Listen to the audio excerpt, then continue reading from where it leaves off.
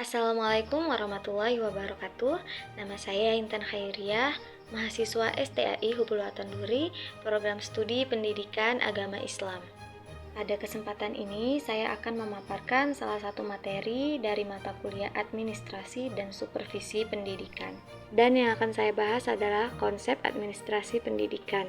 Yuk, kita bahas bersama. Nah, dalam konsep administrasi pendidikan, kita akan menemukan beberapa pertanyaan seperti apa itu administrasi pendidikan, bagaimana prinsip-prinsipnya, dan apa tujuan administrasi pendidikan. Yang pertama, saya akan memaparkan apa itu administrasi pendidikan. Nah, administrasi pendidikan merupakan perpaduan dari dua kata, yakni administrasi dan pendidikan. Pada hakikatnya, administrasi pendidikan adalah penerapan ilmu administrasi dalam dunia pendidikan atau dalam pembinaan, pengembangan, dan pengendalian usaha praktek-praktek pendidikan. Administrasi sekolah merupakan salah satu bagian dari administrasi pendidikan, yaitu administrasi pendidikan yang dilaksanakan di sekolah. Salah satu alat administrasi sekolah adalah tata usaha. Secara sederhana dan mudah, administrasi pendidikan adalah suatu ilmu tentang penyelenggaraan pendidikan di sekolah, agar tercapai tujuan pendidikan di sekolah itu. Administrasi pendidikan adalah suatu proses keseluruhan kegiatan bersama dalam bidang pendidikan meliputi perencanaan, pengorganisasian, pengarahan, pelaporan, pengkoordinasian, pengawasan, dan pembiayaan dengan menggunakan atau memanfaatkan fasilitas yang tersedia, baik personil, material, maupun spiritual untuk mencapai tujuan pendidikan secara efektif dan efisien.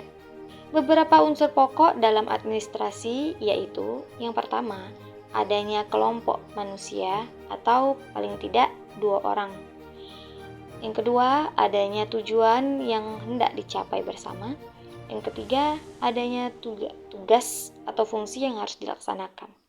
Yang keempat, adanya peralatan dan perlengkapan yang diperlukan. Selanjutnya, kita akan membahas mengenai prinsip-prinsip dalam administrasi pendidikan. Nah, prinsip merupakan suatu yang dibuat sebagai pegangan untuk mencapai tujuan yang telah ditetapkan. Di antara prinsip-prinsip administrasi pendidikan, antara lain, 1. Adanya sumber daya manusia atau sekelompok manusia untuk ditata.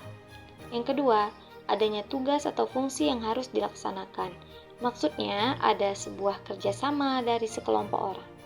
Yang ketiga, adanya penataan atau pengaturan dari kerjasama tersebut. Yang keempat, adanya non-manusia seperti peralatan dan perlengkapan yang diperlukan yang harus ditata. Dan yang kelima, adanya tujuan yang hendak dicapai bersama dari kerjasama tersebut. Ada sebuah prinsip-prinsip administrasi yang menyinggung organisasi. Di antara prinsip-prinsip tersebut adalah 1. Memiliki tujuan yang jelas. 2. Tiap anggota dapat memahami dan menerima tujuan tersebut. 3. Adanya kesatuan arah sehingga dapat menimbulkan kesatuan tindakan dan pikiran. 4. Adanya kesatuan perintah. 5. Koordinasi tentang kewenangan dan tanggung jawab. Maksudnya, ada keseimbangan antara wewenang dan tanggung jawab masing-masing anggota. Selanjutnya, kita akan membahas tujuan administrasi. Tujuan administrasi pada umumnya adalah agar semua kegiatan mendukung tercapainya tujuan pendidikan atau dengan kata lain, administrasi yang digunakan dalam dunia pendidikan diusahakan untuk mencapai tujuan pendidikan. Ser Giovanni dan Carver menyebutkan 4 tujuan administrasi. Yang pertama, efektivitas produksi.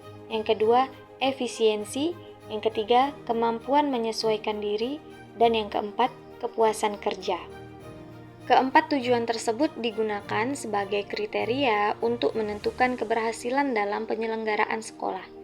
Sebagai contoh, sekolah mempunyai fungsi untuk mencapai efektivitas produksi, yaitu menghasilkan lulusan yang sesuai dengan tuntutan kurikulum.